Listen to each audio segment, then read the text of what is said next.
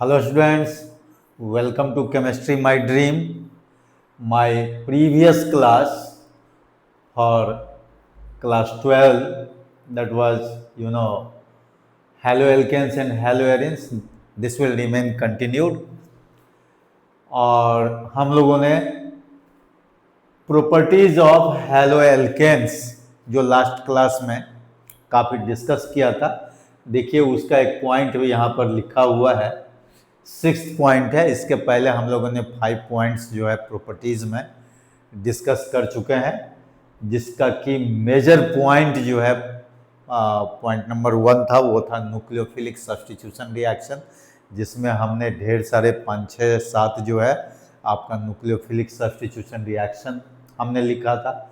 इसके बाद फिर एलिमिनेशन रिएक्शन पर आए, जहाँ पर वो हैलोएल्केन से एल्कीन बना था। इसके बाद जो बीटा एलिमिनेशन रिएक्शन था, इसके बाद हम लोग आए थे ये ईथर बनाने, ये क्या बोलते हैं उसको, फिनाइल, मेरा मतलब कि ग्रिग्नार्ड रिएजेंट बनाने के लिए हमने कुछ काम किया था, जिसमें मैग्नीशियम के साथ रिएक्शन किया था, है ना, ड्राई ईथर के प्रेजेंस में। तो ग्रिग्नार्ड रिएजेंट बना था, जिसको एलिफैटिक ग्रिग्नार्ड रिएजेंट हम लोग वहाँ पर बोलेंगे, क्योंकि हम लोग हैलोएल्केन से बनाए थे। वही हैलोएरीन में जब जाएंगे तो एरोमेटिक ग्रिग्नार्ड रिएजेंट होगा।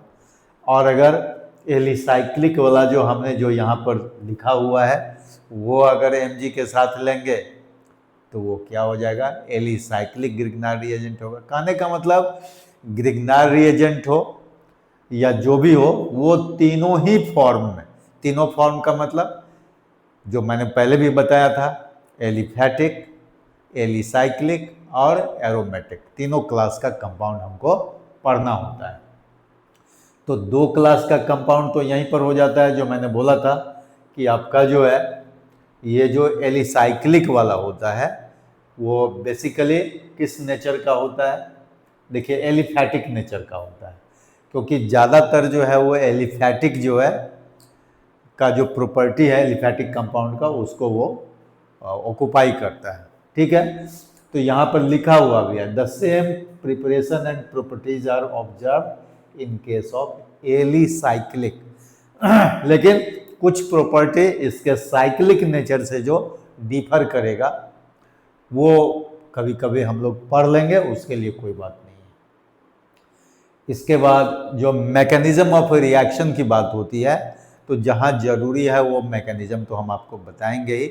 ऐसे ढेर सारे मैकेनिज्म इससे रिलेटेड, चाहे वो न्यूक्लियोफिलिक सब्स्टिट्यूशन का हो या फिर आपको ऊर्ज रिएक्शन में, है ना, फ्री रेडिकल सब्स्टिट्यूशन रिएक्शन का हो, वो सब के सब जो है क्लास 11 में हम लोग डिस्कस कर चुके हैं। लेकिन जब भी मैकेनिज्म की बात होगी तो मैंने आपको पहले भी बताया हुआ है कि मैकेनिज्म आपको अलग से बताएंगे, है ना, और सब पार्ट से जो है कुछ न कुछ मैकेनिज्म आपको बताते चलेंगे।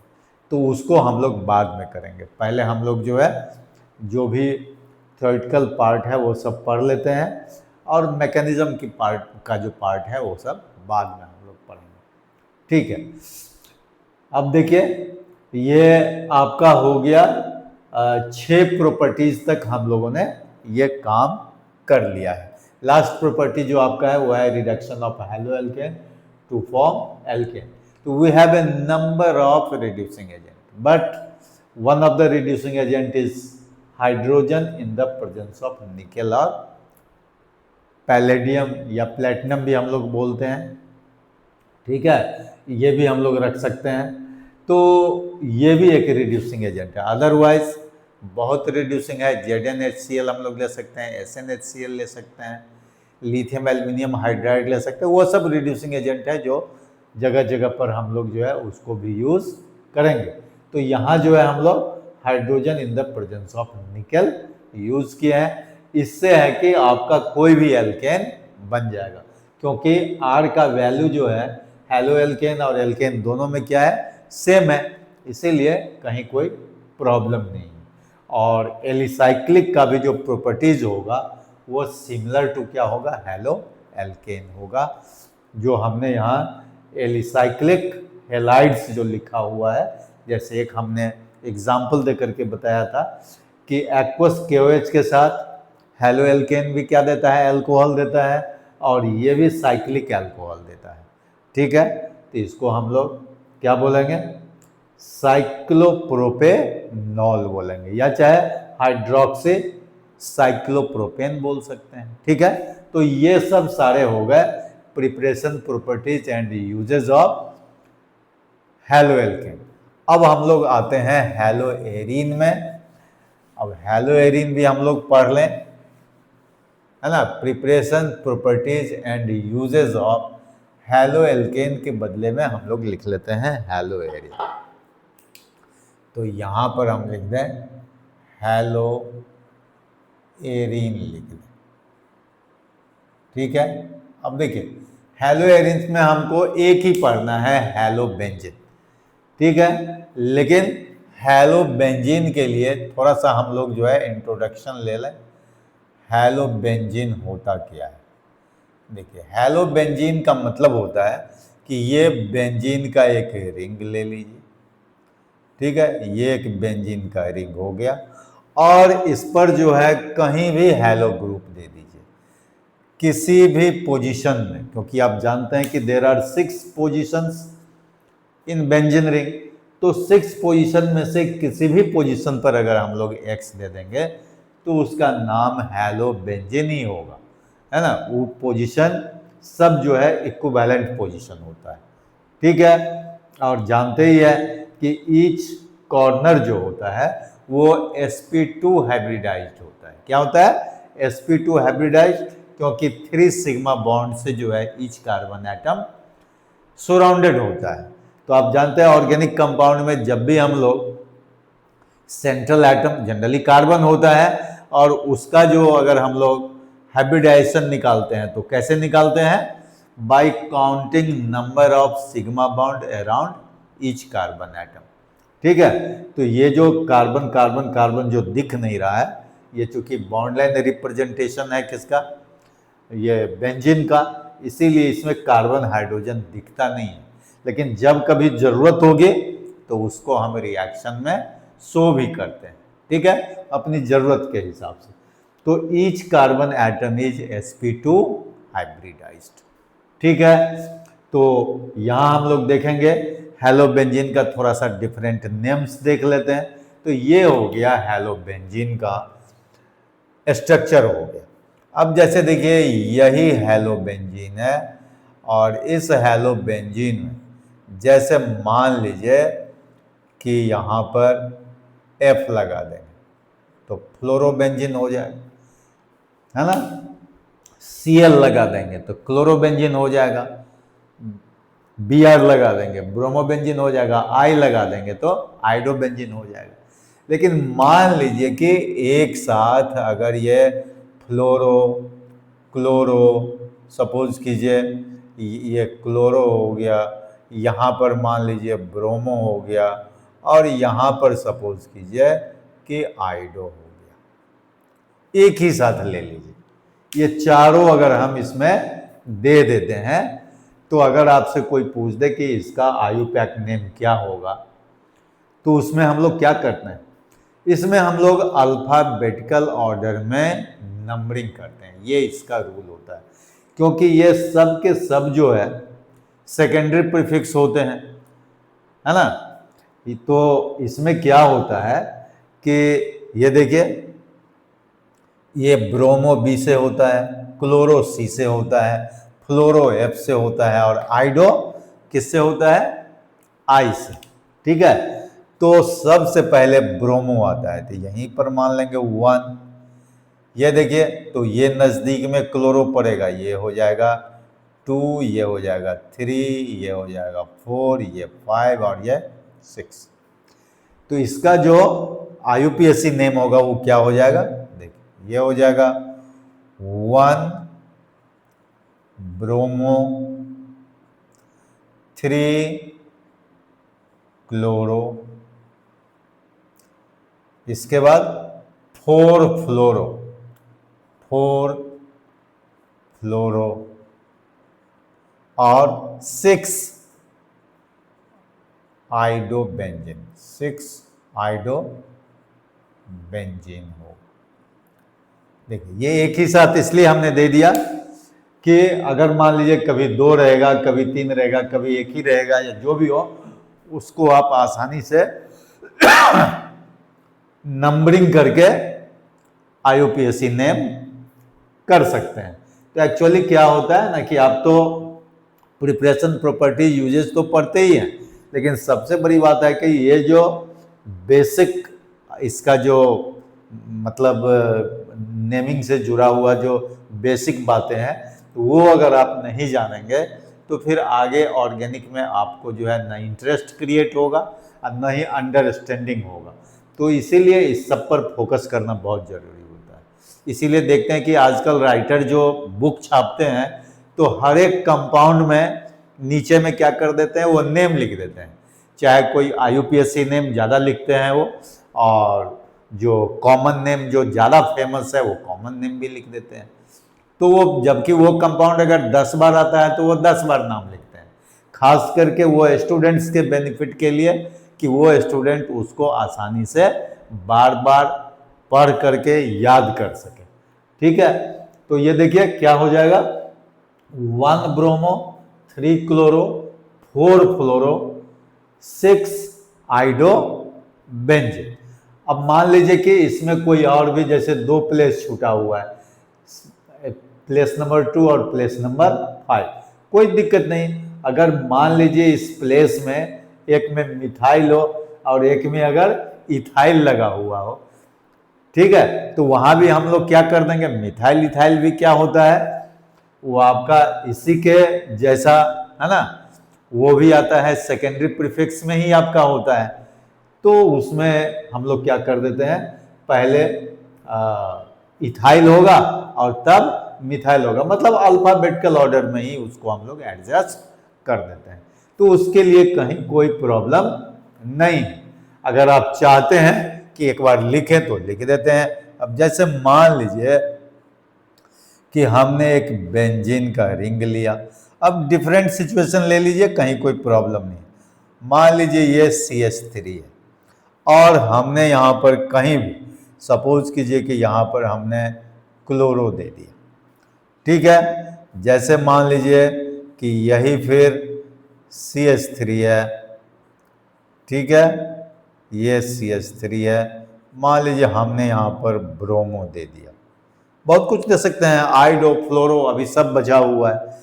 तो इसका अगर कोई आपसे पूछे कि ये भी तो हेलोएरिन का ही एक ठो पार्ट है कि ये बेंजीन रिंग है और यहाँ देखिए इसमें ब्रोमो लगा हुआ है, इसमें क्लोरो लगा हुआ है, तो हेलोएरिन का ही एक मतलब एग्जाम्पल आप ले सकते हैं, उसी टाइप का जो है सो ये कंपाउंड है।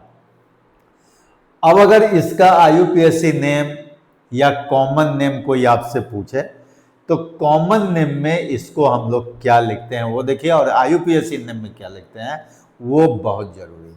अब कॉमन नेम की बात होगी तो आप जानते हैं कि अगर हम लोग क्लोरीन को यहाँ से अगर इसको हटा दें कुछ देर के लिए तो ये टॉलिन कहलाता है। और टॉलिन क्या होता है, मिथाइल बेंजीन का कॉमन नेम है टॉलिन। अब मिथाइल बेंजीन जो होता है वो क्या होता है, जैसे देखिए यहाँ पर सिंपली हम लिख देते हैं, ये जैसे मान लीजिए कि आपका मिथाइल बेंजीन है, ठीक है, methyl benzene, ethyl benzene, propyl benzene, जो भी यहाँ लगा देंगे है ना, 6 कार्बन तक लगा दीजिएगा तब भी ये हेक्साइल बेंजीन ही कहलाएगा। लेकिन जैसे ही 7 कार्बन लगाएंगे तो ये हेप्टाइल बेंजीन नहीं कहलाता है, तब वो रॉन्ग हो जाएगा। तब क्या हो जाएगा, ये जो बेंजीन जो होगा वही जो है वो सब्स्टिट्यूएंट हो जाएगा, फिनाइल हो जाएगा।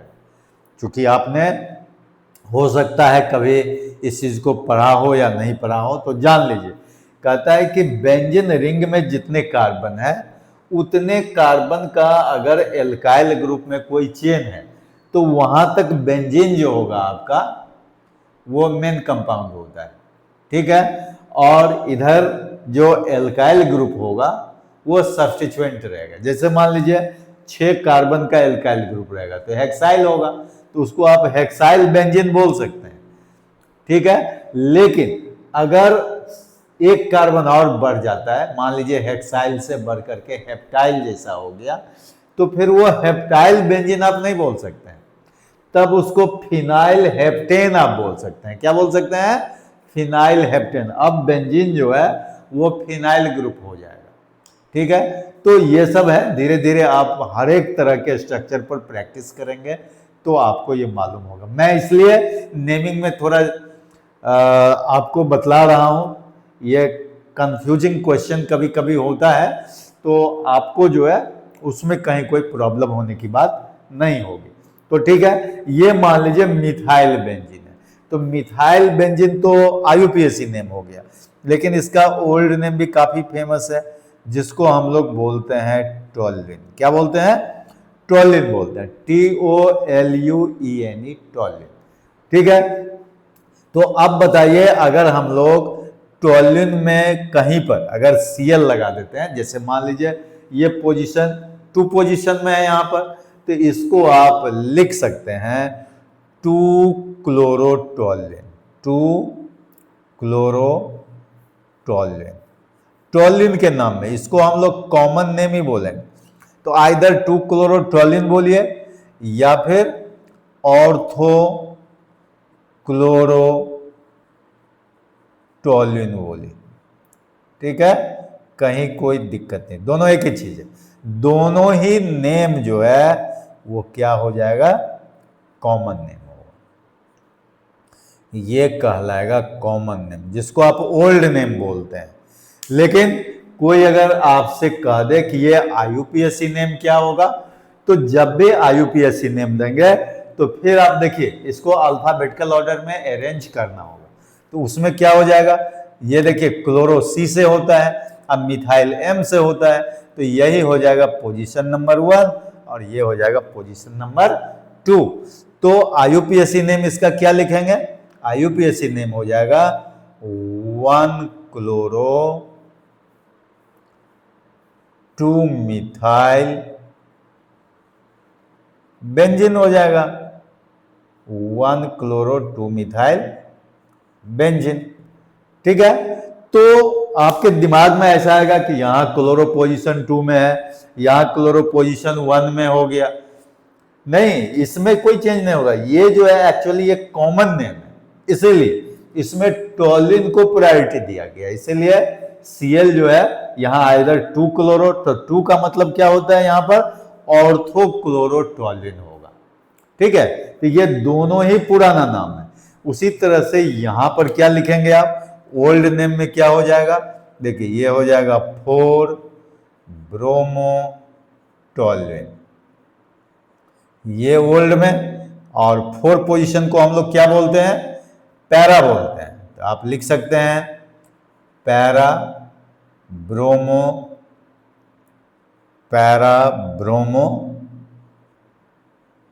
टोल्यूइन बोल सकते हैं, पैरा ब्रोमोटोल्यूइन, ये सब कॉमन नेम में आएगा। लेकिन यही अगर आपका आईयूपीएसी नेम होगा, न्यू नेम होगा, तो अब ब्रोमो B से है, तो देखिए यही 1 हो जाएगा, 2 3 4 हो जाएगा, तो क्या हो जाएगा बताइए? 1 ब्रोमो 4 मिथाइल, और ये हो जाएगा बेंजीन। ये आपका हो गया आईयूपीएसी नेम। इसको हम लोग क्या बोलेंगे? आईयूपीएसी नेम बोलेंगे, और यही आईयूपीएसी नेम ये हो गया, ठीक है, इस कंपाउंड के लिए। तो मेरे कहने का मतलब है कि डिफरेंट हैलोएरिन्स जो है आप ले लीजिए और पहले थोड़ा नेमिंग कर लीजिए। अब जैसे देखिए, इसी में एक जो आपका इंपॉर्टेंट कंपाउंड आता है, जो एनसीईआरटी क्वेश्चन भी है, वो मैं क्वेश्चन में भी आपको करवाऊंगा। जैसे देखिए, ये बेंजीन का रिंग ले लीजिए और कहता है कि इस बेंजीन रिंग पर 6 फ्लोरीन इस तरह से ले लीजिए, ठीक है, जिसको हम लोग बोलते हैं हेक्सा फ्लोरोबेंजीन बोलेंगे। क्या बोलेंगे? Hexa fluorobenzene. अब आप कहेंगे कि इसका कोई पोजीशन देने की बात कही है, कोई बात नहीं, आप लिख सकते हैं 1 2 3 4 5 6 हेक्सा फ्लोरोबेंजीन, क्योंकि इसमें तो जहां से आप शुरू कर देंगे सब सिमेट्रिकल है, सब एक ही है, इसीलिए सिंपली हेक्सा फ्लोरोबेंजीन भी लिखें तो कोई दिक्कत नहीं है। और अगर इसको पोजीशन में दे देंगे 1 2 3 4 5 6 हेक्सा फ्लोरोबेंजीन तो भी सही है। लेकिन इसका जो है एक कॉमन नेम भी है, वो क्या है? देखिए, इसका कॉमन नेम है पर फ्लोरोबेंजीन। ये कॉमन नेम है, ये तो न्यू नेम हो गया, ये हो गया आईयूपीएसी नेम, आईयूपीएसी नेम हो गया, और ये हो जाएगा कॉमन नेम, ठीक है। और ये है पर फ्लोरोबेंजीन, तो कॉमन नेम से ही जो है ये दिया हुआ है सीबीएस इसमें एनसीईआरटी बुक में, और आप जो है इसको समझ लेंगे हेक्सा फ्लोरोबेंजीन। अब कहता है कि ये तो ठीक है, हेक्सा फ्लोरोबेंजीन आपने नेमिंग कर लिया, लेकिन यही क्यों पूछा? हेक्सा क्लोरोबेंजीन नहीं था, हेक्सा ब्रोमोबेंजीन नहीं था, हेक्सा आइडोबेंजीन नहीं है, तो हेक्सा फ्लोरोबेंजीन ही लिखा। इसके पीछे कारण है, दो कारण है। पहला ये देख लीजिए कि ये कहां से आया होगा, तो कहता है कि ये आएगा यहां से C6Cl6, जिसको हम लोग हेक्सा क्लोरोबेंजीन बोलते हैं। बेंजीन का क्लोरीनेशन जब आप करेंगे, ठीक है, तो कहता है कि कंटिन्यूड क्लोरीनेशन अगर सनलाइट में करेंगे तो वो क्या हो जाएगा? हेक्सा क्लोरोबेंजीन बनेगा, जो क्लास 11 वाले को भी हम लोग बताते हैं। आप नहीं जानते हैं तो आप भी जान लीजिए। तो हेक्सा क्लोरोबेंजीन आसान है बनाना, बेंजीन का कंटिन्यूड क्लोरीनेशन हम लोग, है ना, करते हैं, और तो उसमें क्या हो जाता है? हेक्सा क्लोरोबेंजीन बनता है। वहां फ्री रेडिकल सब्स्टिट्यूशन टाइप का होता है, ठीक है। तो ये देखिए, इसको अगर पोटेशियम फ्लोराइड के साथ अगर हम रिएक्शन कर देते हैं तो देखिए ये 6 पोटेशियम फ्लोराइड मॉलिक्यूल जो है C6F6 बनाता है, और प्लस जो है आपका KCl जो है 6 बनाएगा, ठीक है। तो इस तरह से ये इसका प्रिपरेशन होता है। तो ये जो आपका हेक्सा फ्लोरोबेंजीन जो होता है, ये होता है एक अच्छा सॉल्वेंट होता है, लिक्विड होता है, माने लिक्विड सॉल्वेंट कहिए। जनरली ऐसे तो हम लोग लिक्विड सॉल्वेंट ही पढ़ते हैं, ऐसे सॉल्यूशन चैप्टर में हम लोग सॉलिड सॉल्वेंट भी देख लिए और गैसियस सॉल्वेंट भी देख लिए, लेकिन हम लोगों को ज़्यादातर लिक्विड सॉल्वेंट ही पढ़ना है। तो ये लिक्विड सॉल्वेंट है, और किसके लिए? For many cosmetic material, cosmetic materials. देखिए ये जो है बेस्ट सॉल्वेंट होता है वहाँ पर, ठीक है। तो एक ये होता है, तो वहाँ जो है हम लोगों को मतलब इसका जो एप्लीकेशन है एक अच्छे सॉल्वेंट के लिए भी हम लोग इसको अप्लाई करते हैं, ठीक है। अदर केसेस में भी है, लेकिन कॉस्मेटिक मटेरियल्स तो आप जान ही रहे हैं कि इसका काफ़ी जो है कॉस्मेटिक आइटम्स है हमारे पास में, तो उसके लिए ये बेस्ट सॉल्वेंट का काम करता है। एनीवे, तो ये हो गया आपका पर फ्लोरोबेंजीन। तो उसी तरह से अगर क्लोरो ग्रुप रहेगा 6 ठो, तो पर क्लोरोबेंजीन, पर ब्रोमोबेंजीन, पर आइडोबेंजीन, ठीक है। तो उसी तरह से ये जो है आपका एक कंपाउंड हो गया। चलिए, तो ये आपका दिया हुआ है एनसीईआरटी में, इसीलिए हमने आपको ये बताया। अब preparation properties and uses of haloarene में हम लोग चलते हैं। तो उसके लिए है हमारे पास में general methods of preparation for haloarenes. देखिए, अब इसके लिए हमारा जो फर्स्ट प्रिपरेशन है ये आता है आपका हैलोजिनेशन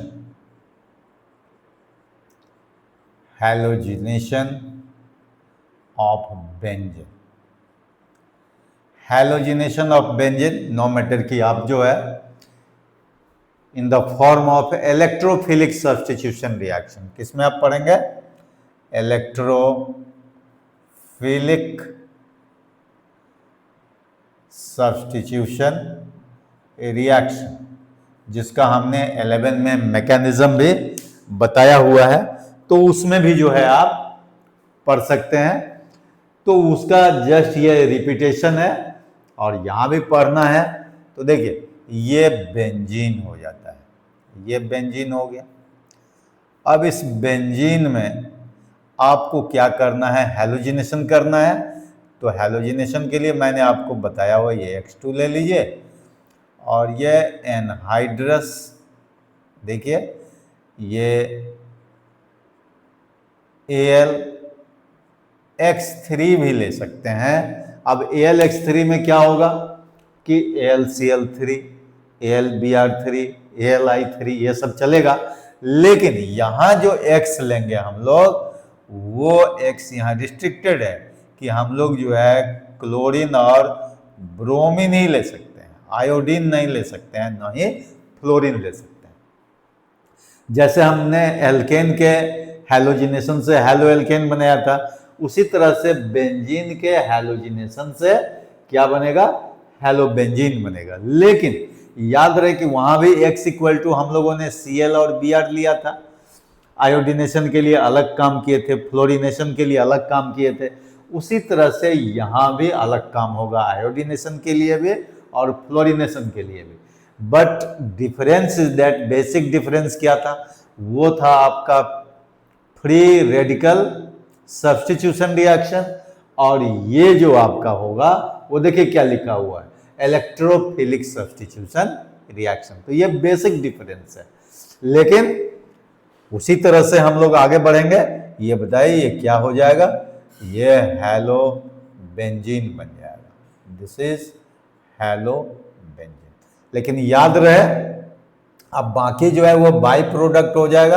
बाई प्रोडक्ट यहाँ पर HX हो गया, लेकिन याद रखना है कि यहां पर केवल क्लोरीन और ब्रोमीन होगा, ठीक है। अब इस जगह पर ये चूंकि इलेक्ट्रोफिलिक सब्स्टिट्यूशन रिएक्शन है, तो कैसे इसको समझेंगे कि इलेक्ट्रोफाइल इस पर अटैक कर रहा होगा? ये तो आपको मैकेनिज्म से पता चलेगा, लेकिन फिर भी मैं आपको बता दूं कि ये देखिए X+ जो होगा, जिसको हम लोग बोलेंगे यहां पर इलेक्ट्रोफाइल, ये इलेक्ट्रोफाइल जो आएगा वो यहां से आता है। देखिए X2+ AlX3 अगर करते हैं तो ये हो जाएगा X+ +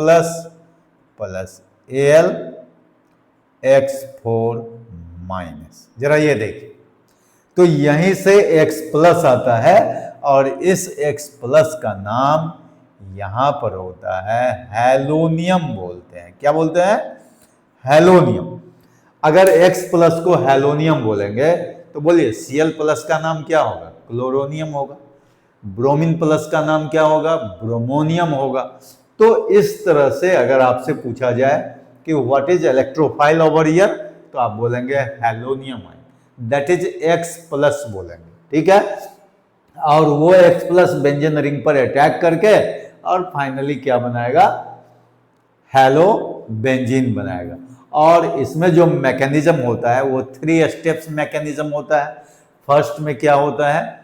प्रोडक्शन ऑफ इलेक्ट्रोफाइल होता है। सेकेंड में होता है attack of electrophile on benzene ring हो जाएगा। और थर्ड में होता है एब्स्ट्रैक्शन ऑफ प्रोटॉन होता है, या लॉस ऑफ प्रोटॉन भी उसको बोलते हैं, जहां पर फाइनल स्टेज में आपको हैलोबेंजीन बन जाएगा। तो वो अगर आप कहेंगे तो मैंने बोला ही है पहले ही कि मैकेनिज्म पर अलग से हम एक क्लास ही लेंगे, उसमें 5-7 मैकेनिज्म मैं बताऊंगा, अच्छा मैकेनिज्म बताऊंगा, जिसमें पूरा रिएक्शन पर पकड़ जो है आपका बन जाएगा। ठीक है, तो इसको हम लोग आगे बढ़ाते हैं। तो ये आपका क्लोरोबेंजीन और ब्रोमोबेंजीन के लिए हो गया। लेकिन जब आयोडोबेंजीन की बात होगी तो यहां पर हम लोग लिखेंगे कि iodobenzene can be prepared in the presence of conc HNO3, conc HNO3 या फिर HiO3 भी, हाइड्रोआइडिक एसिड बोलते हैं या आयोडिक एसिड। ठीक है, तो उसके प्रेजेंस में भी होता है, जो हमने आपको हैलो एल्केन बनाने में बताया था। तो यहां भी वही रिएक्शन हो जाएगा। देखिए ये बेंजीन हो गया, ठीक है, प्लस आपने आयोडीन ले लिया, आयोडीन में हाफ I2 ले लेंगे, प्लस कॉन्क HNO3 ले लेंगे, और ये जो है यहाँ पर आयोडोबेंजीन बन जाएगा। ये आयोडोबेंजीन हो गया। और बाकी जो बाय प्रोडक्ट है वो तो हमने लिखा ही था पहले भी, अभी भी आप इसको देख सकते हैं आसानी से। देखिए ये हो गया। तो कहने का मतलब उस रिएक्शन से आप थोड़ा सा अगर कंपेयर करेंगे तो आपको जो है ये सब आसान हो जाएगा याद रखने में। तो ये आयोडोबेंजीन बन गया। लेकिन याद रखिए कि यहां पर फ्लोरोबेंजीन कैसे बनेगा। तो फ्लोरोबेंजीन के लिए ये डायरेक्ट नहीं होगा। वहां भी हम लोगों ने क्या किया था, स्वार्ट्स रिएक्शन लिया था तो फ्लोरोबेंजीन बना था। यहां पर स्वार्ट्स रिएक्शन नहीं होकर के एक आता है बाल्ज-एस्कीमन रिएक्शन। देखिए हम थोड़ा सा यहां लिखते हैं, बाल्ज-एस्कीमन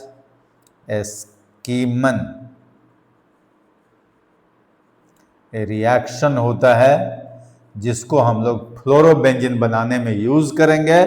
और वो क्या होता है, वो देखिए यहां पर कहता है कि एक बेंजीन डायज़ोनियम क्लोराइड, जो डायज़ोनियम सॉल्ट के नाम से जाना जाता है, ये देखिए बेंजीन डायज़ोनियम क्लोराइड, इसमें हम लोग ले लेते हैं फ्लोबोरिक एसिड HbF4।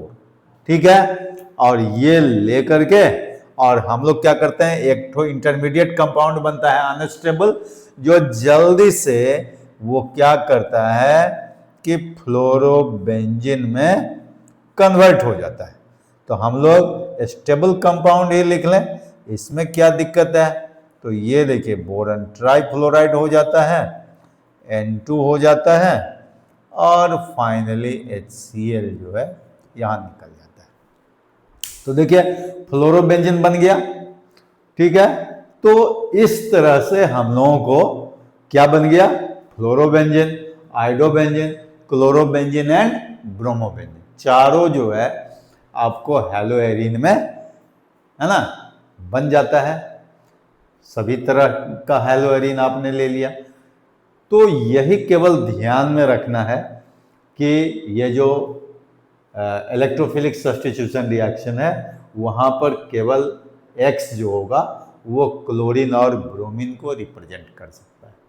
आयोडोबेंजीन के लिए मैंने आपको बताया है कि कॉन्क HNO3 लेकर के काम करेंगे, ताकि जो है वो HI जो स्ट्रॉन्ग रिड्यूसिंग एजेंट होता है, जो आयोडोबेंजीन को बेंजीन में फिर से बैक कर सकता था, उसी को नहीं बनने देने के लिए, उसी को ऑक्सीडाइज करने के लिए हम लोग क्या ले लेते हैं, HNO3 ले लेते हैं। ठीक है, अब HI बनने नहीं देता है, और जब बाल्ज-एस्कीमन रिएक्शन लेते हैं तो उससे हमको क्या बन जाता है, फ्लोरोबेंजीन बन जाता है। तो इस तरह से हैलोएरीन का प्रिपरेशन जो है हम लोगों का ये हो जाता है। ठीक है, अब इसका दूसरा प्रिपरेशन जो है वो हम लोग, चूंकि वेरियस मेथड्स है तो कम से कम 2-3-4 मेथड जो आपका एनसीईआरटी और सीबीएसई कोर्स में है वो तो आपको करना ही है। तो दूसरा जो होता है वो होता है सैंडमेयर्स रिएक्शन। क्या होता है? सैंडमेयर्स रिएक्शन। अब सैंडमेयर्स रिएक्शन में क्या है, देखिए कहता है यही जो बेंजीन डायज़ोनियम क्लोराइड हम लोग लिए थे वो फिर से एक बार ले लेंगे। यही है बेंजीन डायज़ोनियम क्लोराइड, और इसमें याद रहे कि ये जो CuCl, इसको क्यूप्रस क्लोराइड बोलते हैं, कहीं पर Cu2Cl2 भी लिखा जाता है, लेकिन आप CuCl भी ले सकते हैं। इसको कहता है कि आप HCl में डिजॉल्व कर लीजिए। CuCl लीजिएगा तो HCl में डिजॉल्व कर लीजिए, और अगर कहता है CuBr लीजिएगा तो इसको HBr में डिजॉल्व कर लीजिए। यही यहाँ पर जो है टेक्निक है, और इसका Cl या इसका Br जो है वो आपको यहाँ पर दिखाई देगा। जैसे Cl लेंगे तो यहाँ क्लोरोबेंजीन बन जाएगा, और ब्रोमो लेंगे तो यहाँ पर क्या बन जाएगा? ब्रोमोबेंजीन बन जाएगा। ठीक है, तो क्लोरोबेंजीन और ब्रोमोबेंजीन के लिए हमारे पास में सैंडमेयर्स रिएक्शन होता है, जहां पर ये जो क्यूप्रस क्लोराइड या क्यूप्रस ब्रोमाइड है इसको हम लोग HCl और HBr जो भी है उसमें हम लोग डिसॉल्व कर लेते हैं, और फाइनली ये जो मेन कंपाउंड है ये आपका बन जाता है क्लोरोबेंजीन या ब्रोमोबेंजीन। बाकी सब बाई प्रोडक्ट में चला जाता है, चाहे वो नाइट्रोजन हो और फिर से ये Cu जो है इस Cl के साथ है ना वो अपना बन जाए, वो सब बाई प्रोडक्ट में होगा। ठीक है, अब कहता है कि इसका स्लाइट मॉडिफिकेशन भी होता है थोड़ा बेटर यील्ड के लिए। इसके लिए हम लोग ले लेते हैं गैटरमैन रिएक्शन, बहुत लोग जैटरमैन भी बोलते हैं, तो आप जैटरमैन बोलिए या गैटरमैन बोलिए, उससे कोई दिक्कत नहीं है, बस आप जो है केवल रिएक्शन के नेचर को समझते रहिए। तो जैसे जैटरमैन रिएक्शन है तो इसमें स्लाइट वेरिएशन क्या होता है या मॉडिफिकेशन, ये देखिए ये स्लाइट मॉडिफिकेशन होता है। यहां भी हम लोग N2Cl ले लेते हैं, ठीक है, बेंजीन डायज़ोनियम क्लोराइड, और ये CuCl के बदले में केवल हम लोग Cu लेते हैं। अब यहां पर कहता है कि HCl लीजिए या फिर HBr लीजिए, इस दोनों में से कोई भी लेते रहिए, उसी के अकॉर्डिंगली यहां पर जो है क्या मिलेगा, ये हैलाइड डेरिवेटिव होगा, और ये यहां पर जो है क्लोरोबेंजीन या ब्रोमोबेंजीन जो है बन सकता है। क्लोरोबेंजीन भी बनेगा, या फिर अगर आप HBr लीजिएगा तो वो क्या बन जाएगा? ब्रोमोबेंजीन होगा। तो ऐसे एक्सपेरिमेंटली देखा गया कि जैटरमैन का जो प्रोडक्ट होता है उसमें जो अमाउंट होता है हैलोएरिन का, जैसे यहाँ क्लोरोबेंजीन या ब्रोमोबेंजीन का, वो इन कंपैरिजन टू सैंडमेयर्स रिएक्शन थोड़ा सा ज्यादा बनता है। तो ऐसे आप दोनों ही पढ़ लीजिए, लेकिन ये जो होता है just an improvement over Sandmeyer's reaction, ठीक है। लेकिन अब अगर मान लीजिए इसमें आपको आइडोबेंजीन बनाना है, फ्लोरोबेंजीन के लिए तो वही हो गया जो हमने पहले आपको बताया कि बायल-जैस्कीमन रिएक्शन ले लीजिए, फ्लोरोबेंजीन बन जाएगा। लेकिन आइडोबेंजीन के लिए इस केस में आप क्या करेंगे, देखिए मैं स्टार मार्क दे करके बतला रहा हूं कि वो जो है यहां पर आप N2Cl तो लेंगे, बेंजीन डायज़ोनियम क्लोराइड, लेकिन यहां के लिए कहता है कि सिंपल जो है aqueous solution of potassium iodide ले लीजिए, बाकी कुछ लेने की जरूरत नहीं है, और ये क्या करेगा, आपको आइडोबेंजीन बना देगा। ठीक है, तो देखिए ये आइडोबेंजीन बन गया।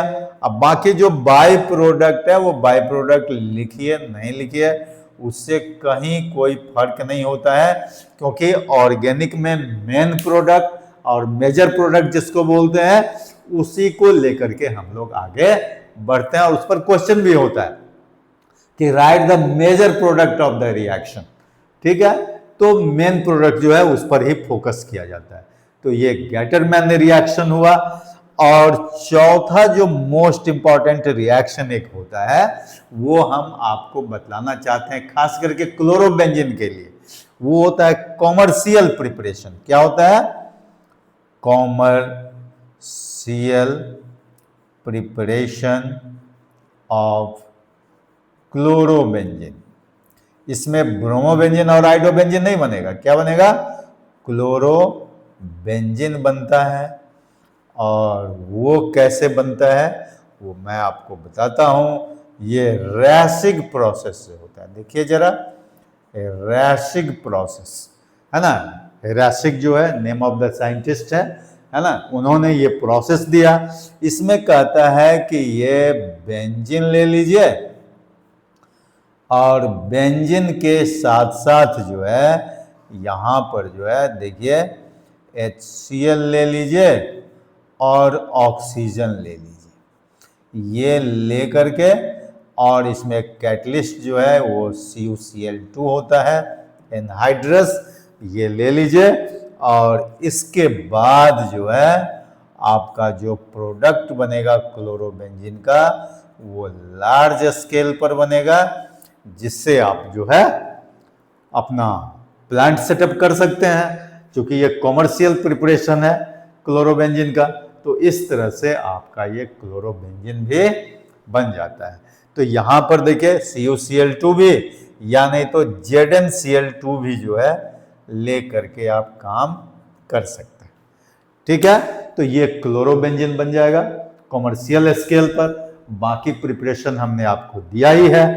तो ये सब आप जो है प्रैक्टिस करते रहिए और खास करके नेमिंग और स्ट्रक्चर लिखने की जो बात है ऑर्गेनिक में, इस पर ज्यादा फोकस करते रहिए। और आप बिल्कुल अपना कलम जो है रोकिए नहीं, वो चलते रहना चाहिए। लेक्चर तो आप देखते ही रहिए, लेकिन लेक्चर के साथ साथ आप जो है कॉपी है ना और कलम लेकर के रखिए और लिखते रहिए उसको। क्योंकि जब तक आपका हाथ नहीं चलेगा वहां पर तो दिमाग उतना नहीं चलेगा। दिमाग चल करके फिर रुक जाएगा, लेकिन अगर हाथ भी चलता रहेगा साथ में तो फिर दिमाग कभी रुक ही नहीं सकता और हमेशा के लिए आपको वो याद हो जाएगा और टेंशन फ्री हो जाएंगे। क्योंकि ऑर्गेनिक का ही जो प्रिपरेशन होता है वो अधिक से अधिक बच्चों को जो है वो प्रॉब्लमेटिक होता है। लेकिन हम कोशिश करेंगे कि आपको ऑर्गेनिक में कोई प्रॉब्लम होने नहीं दें। और जो जो जिस तरह से हम इंस्ट्रक्ट करते हैं, एडवाइस देते हैं, वो काम करते रहिए। और केमिस्ट्री माय ड्रीम को देखते हुए बार बार देखिए, है ना। और जो है अपने ड्रीम को पूरा करने के लिए आगे बढ़ते रहिए। Okay, thank you, all the best.